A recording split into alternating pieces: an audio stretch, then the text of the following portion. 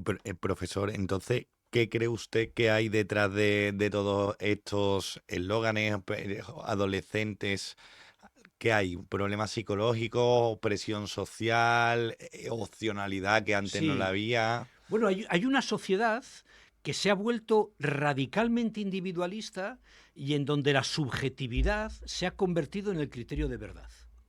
En donde la idea de verdad, que es una idea que exige que nos pongamos todos de acuerdo, ¿no? Todos de acuerdo en que esta cortina es azul, ¿verdad? O lo que fuera, ¿no? Ha quedado sustituida por la idea de mi verdad.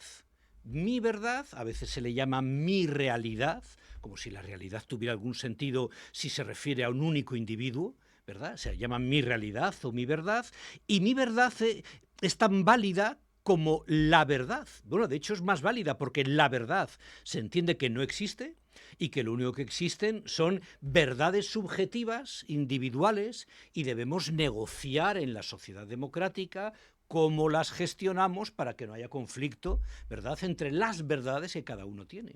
Aquí siempre habría que recordar a Antonio Machado, ¿no? Cuando Machado pues escribe esos versos tan de actualidad, a pesar de que tendrán ya pues casi 100 años o 80 y largos años, ¿no? Cuando Machado dice lo de tu verdad no, la verdad, y vamos juntos a buscarla. ¿No? Pero la idea de una verdad, de una objetividad, ha quedado completamente barrida por una sociedad completamente individualista y subjetivista, en donde el discurso público se ha convertido, ha tomado su estilo del discurso publicitario. Cada sociedad tiene un discurso patrón, un tipo de comunicación social estándar, ¿verdad?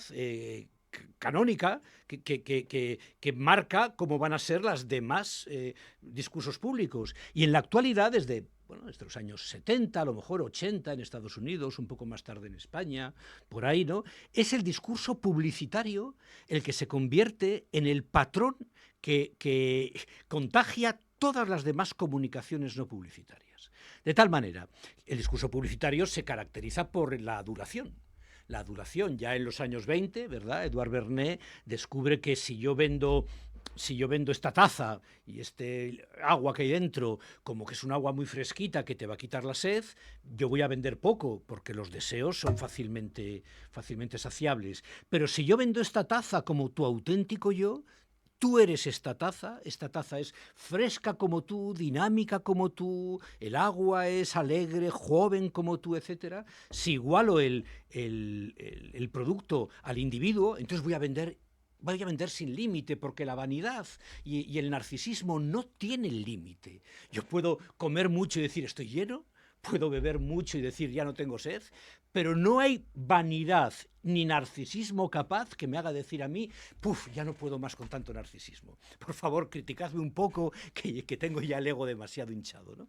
Y el discurso publicitario que se basa en adular y adular y adular a la persona, tú eres único, especial, te lo mereces todo, eres el criterio de verdad, ahora se practica de profesores a alumnos, de políticos a votantes, de médicos a pacientes, de padres a hijos, de sacerdotes, ¿verdad?, de curas a feligreses. O sea, está en todos los ámbitos de la sociedad. Y claro, eso da lugar a unas generaciones que consideran que ellos son la medida de la verdad de todas las cosas, que son las generaciones más fácilmente engañables del mundo, porque nadie es más engañable que aquel que cree que nada le puede influir y que él se está autogenerando. Es la persona la que todas las campañas publicitarias desean tener enfrente, porque es a la que más fácil se le va a engañar. Aquella persona que cree que está haciendo noche para poder comprar el primer iPhone cuando abra la tienda a las 9 de la mañana, ¿verdad? Y está convencido de que lo ha decidido él, ese deseo por el iPhone, ¿no? Maravilloso. O sea, maravilloso. Es la gente a la que más fácilmente vamos a poder meterle cualquier deseo. Y efectivamente los chicos están repitiendo los mensajes que ven en las redes sociales, están repitiendo los mensajes que ven en Instagram, en TikTok, etcétera, convencidos de que se les han ocurrido a ellos. Profesor, ¿no crees que, supongo que se lo dirán mucho, ¿no? Que al final no se trata de una cuestión de respeto y de que cada uno se mire a sí mismo como lo que cada uno quiera? Sí, efectivamente, cada persona tiene, faltaría más, el derecho a verse a sí mismo como quiera. Es ya mucho más discutible si tiene el derecho a imponer a los demás que le vean como él se está viendo.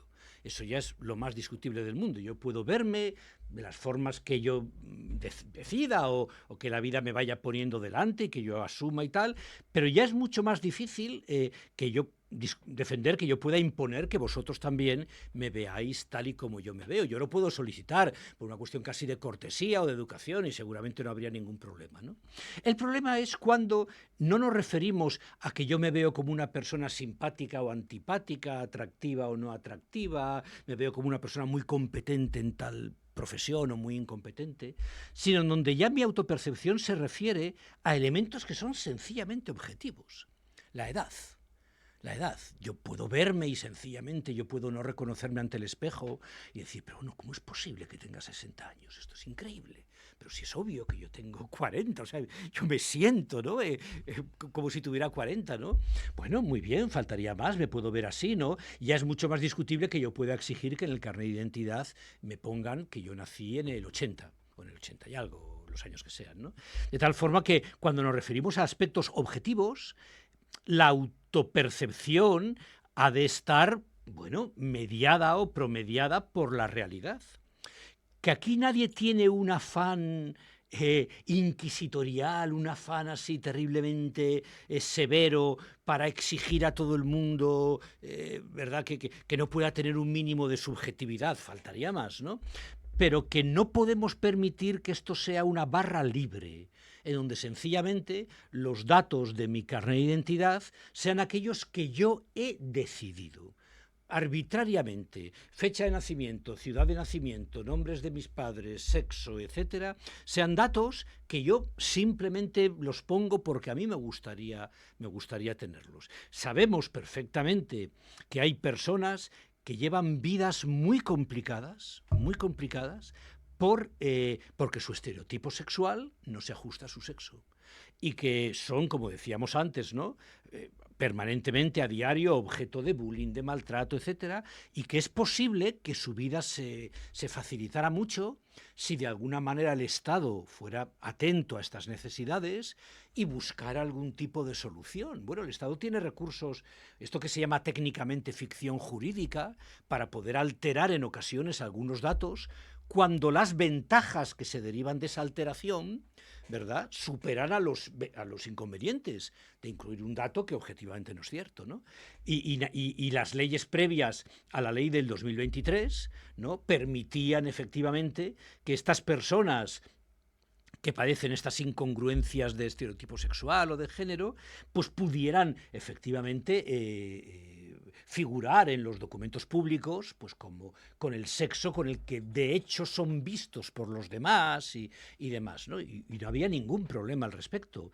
Pero claro, de ahí a convertir el sexo en un mero acto de voluntad, que baste con que tú te acerques a la ventanilla correspondiente de la institución correspondiente y digas, hola, buenas, venía a cambiar mi sexo, ¿no? Ah, muy bien. ¿Usted cuál tiene? ¿Varón y qué quiere? Mujer. Muy bien.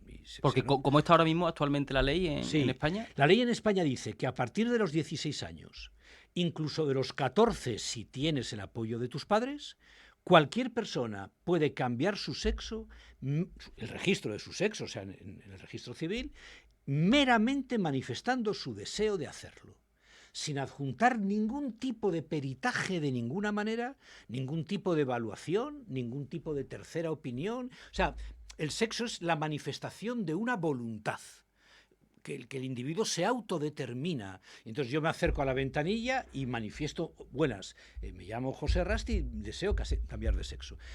3 meses después tendré que ratificarlo. Al cabo de 3 meses, como máximo 3 meses, tendré que ratificarlo y decir, sí, efectivamente me ratifico en mi deseo de cambiar de sexo, y se acabó. Y entonces ya efectivamente me darán el nuevo carnet de identidad en donde yo figuraré como mujer, etcétera. Debo guardar un tiempo, no sé exactamente cuánto, para volver a cambiarlo otra vez, si es que al cabo de unos años me arrepiento, lo que sea, sé que hay un margen, o sea, que no puedo volver al día siguiente, ¿verdad? Y volver a cambiar al día siguiente, pero hay un margen que no es muy grande, unos meses, no me gustaría equivocarme en este dato, no lo sé de memoria, 1 año, quizás me suena algo así, en el que yo podría de nuevo cambiarme otra vez de sexo. La ley no recoge todavía, pero en otros países europeos sí se recoge, y sí se pide que la ley española recoja, que incluso podamos declararnos de otro sexo una tercera posibilidad, X, la que fuera, ¿verdad? En donde, pues para personas que son unos días de un sexo y otros días de otro, o en donde sienten que están intermedios entre un sexo y otro y no tienen ninguno de los dos, ¿no?